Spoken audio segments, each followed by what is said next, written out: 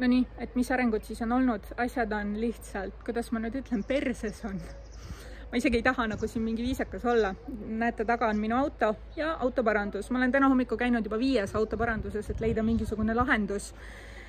Kõigepealt ma läksin Michelini, kuna see tehti kõige varem lahti.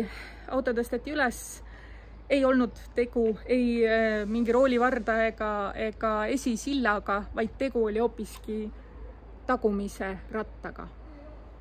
Ja tagumise ratta juurest siis see, kus umbes nagu on see tagumine sild ja ratas, tagumine ratas logiseb, silla juurest on kõik läbi roostetanud, et siis mis ta on parempoolne tagumine ratas, kõik muidu auto on alt täiesti korras, mingit roostetega asja ei ole ja ühe koha pealt on rooste niimoodi läbi närinud, et sealt on lausa tükid puudu. Ma nagu vaatasin, mul ei suu lahti, ma ei osanud seda üldse nagu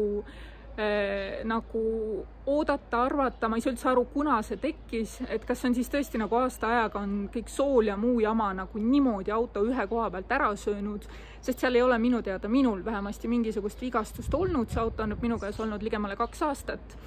Ta on käinud korraliselt hoolduses, ta on käinud nüüd vähem kui aasta tagasi ka ülevaatusel, kus oleks pidanud siis justkui midagi juba nagu märkama, aga võib-olla siis ei märka, kuna rooste võib teha niiviisi väga ruttu 1-0 kõigele.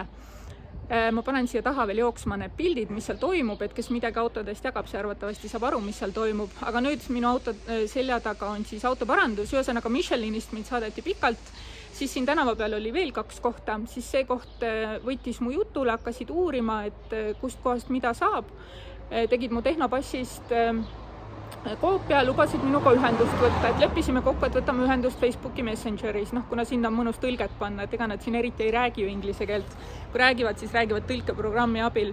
Sellel ajal ma mõtlesin, et ma vaatan veel mingeid autoparandusi, et käisin siin veel mitmes, igalt poolt saadeti edasi, siis öeldi, et nemad seda tööd ei tee, soovitati teisi kohtasid, siis viimane koht, kus ma käisin, oli siit mingisugune circa 5 kilomeetrit, sealt soovitati mind nii-öelda järgmisesse kohta.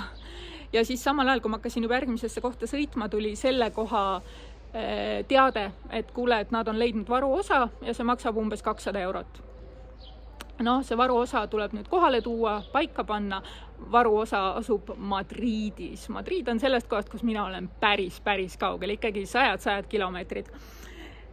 Jõuab kohale umbes kas selle nädala jooksul või järgmise nädala jooksul, keegi midagi täpselt ei tea. Praegu on tegelikult siin lõuna. See sekretäri neiu ütles, et ta peab selle bossi käest küsima, et kas nad tahavad kohe mingisugust raha näiteks selle jupi eest, et nüüd ma siin ootangi, et mis nagu saab.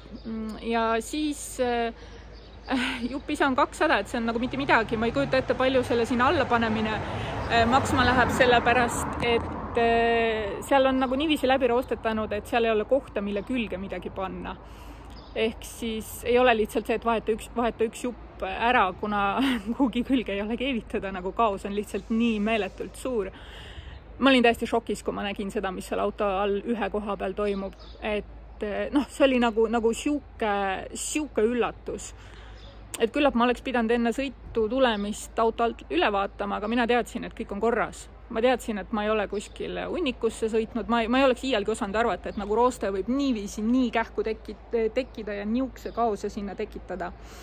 Aga ühesõnaga nüüd ma ootan seda bossi, et saada teada, kas ma pean midagi maksma, siis ma loodan, et ma saan oma auto jätta siia, siin ka öösel magada, siit 2 kilomeetri kaugusel on rand, niiviisi, et me saame koeraga nüüd jalutada. Mul on kaasas väga palju raamatuid, et mul on ligemale 15 raamatut veel lugeda, nii et tegevust jätkub. Jalutame, loeme raamatuid. Ma ei taha kuskil hostelisse minna, kuna ma ei tea, kui palju see autojaama maksma läheb. Et jah, siuke on seis. Seis on sitt, aga nagu öeldakse, sitt on väetis, nii et edasi saab minna ainult paremaks. Et juba on läinud väga hästi, kuna on leitud varuosa ja on leitud firma, mis on nõus midagi tegema. Palju see nali kõik mulle kokku maksma läheb, mul ei ole halli aimugi.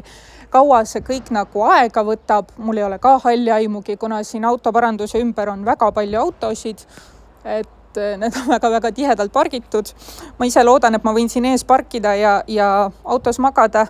Päeval siis käin rannas raamatut lugemas ja ega see midagi muud nagu teha ei ole, sest ma olen suht koht selle koha juba läbi jalutanud.